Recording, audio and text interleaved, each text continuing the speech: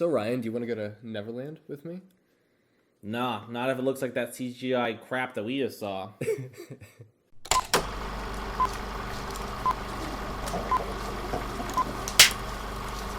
I promise you, I gave Pan a fair shot. I'll tell you exactly where it just lost all hope for me. Just coming up, but let me just tell you what the story is about real quick. So, in Pan, it's basically the origin story because now we're getting Pan at such a young age, and you start when he's dropped off at the orphanage. There's a lot of scenes that actually takes place inside the orphanage and like his childhood before he ends up transitioning and going on this adventure, and I really like that build up.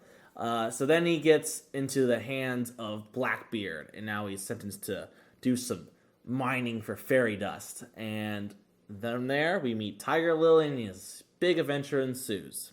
So I'm just going to jump into this real fast. I love how they did Life Before Neverland with the main character, with Levi. I was surprised with the child actor. You got to be weary when you go into a film like this. I mean, you just never know. And like, kid, he's young. He's playing like a 12-year-old, so he is like 12 years old. Right. And he actually did a pretty good job. And I say, other than him, I mean, the best person in the film is actually going to be, of course, Hugh Jackman, who is pretty awesome as a villain. Oh, yeah. He can play any role. Mm-hmm. Well, I mean, it could be the worst film in the world, and he will do a good job. And he gives it his all. Yeah, absolutely. Rooney Mara, I feel, was wasted in this movie. I mean, she just is there to get to plot moving, and she is just a fighter. So you see her doing a lot of kick-ass stuff, but her personality is very not apparent. My biggest complaint, though, for this movie, for actor-wise, is Captain Hook. Man, I might have been in the direction or where they wanted this film to go, but it is so cheesy and ham-fisted that every time he said a line of dialogue, I was like, dude, shut up. Shut up. Shut up. It didn't work for me, and I was annoyed by his on-screen presence. Right. See, I would say, I think it's more direction. I think that's really where they wanted the film to go. And for that reason, I think they made him a little too, excited and too cartoonish, I would say. But I mean, that's how they wrote it, and that was the direction of the film. So it's tough to say. I wouldn't say it was his acting. I think he's probably a fantastic actor in general. You're so nice. You're too nice. But okay, let's just get right into the fact that they advertised this movie. This is something that just bothers me. So I'm gonna say it. They advertised Hugh Jackman with like out hair for like the whole on the poster and everything else.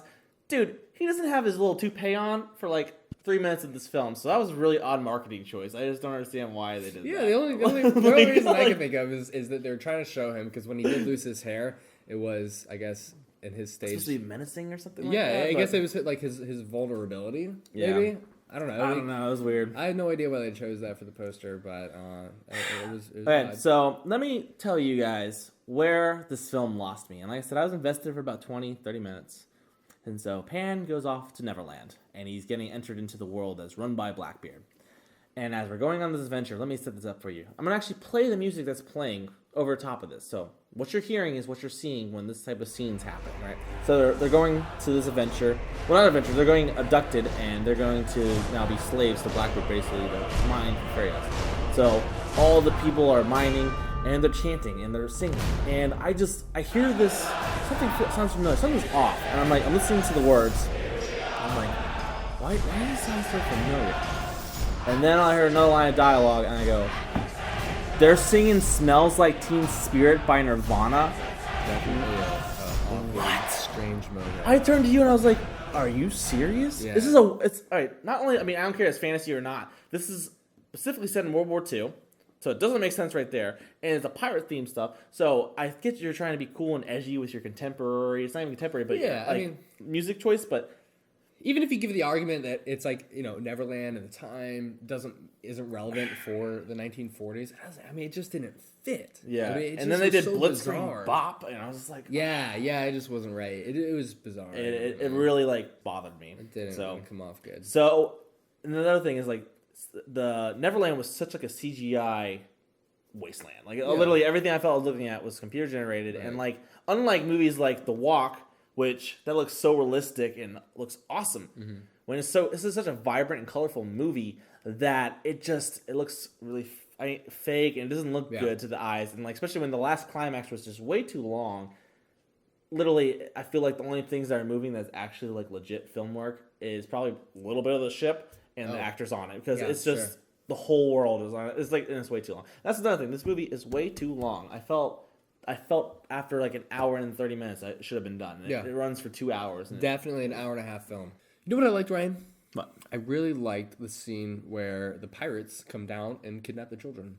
It was really creepy looking, kind of. It was, and you know what? It was cool too. That's what I'm saying. It's like if this movie was done maturely, like Yeah. if this was a mature film, if you translate this film into Peter Pan into like a PG-13, maybe R. I don't know. It might be a little too crazy, but you could really go places with it with this film. Okay, well, let me just tell you real quick.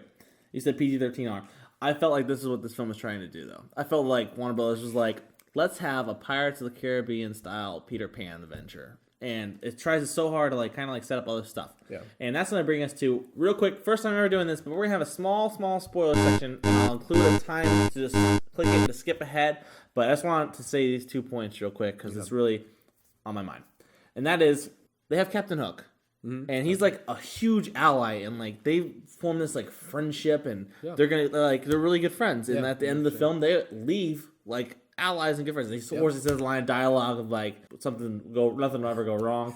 But how are you going to turn Captain Hook, who's someone that saved your life, you saved his life, you guys are friends, and you're going to turn him into this villain in one film? Yeah. It doesn't seem, I don't think it's sitting right. I don't think it's going to work. See, I just think that's where the kid movie, the line between the kid movie and more an adult movie, more mature audience, is I can totally see this ending, with this epic, Hook is super wronged, and it's just him in despair, and then you just end the film, so we know where it's going to go. Pissed at Pan for doing and then all the glory. And then the next film's gonna be more revenge. I wanted him to lose his hand by an alligator, and they teased it too, and then it didn't happen. So. Exactly. What if the last 20 minutes was just on Hook and he loses his hand? And it's just crazy from there on out. But and then the second thing is, it was really, really jarring. So pirates are fighting the tribal people.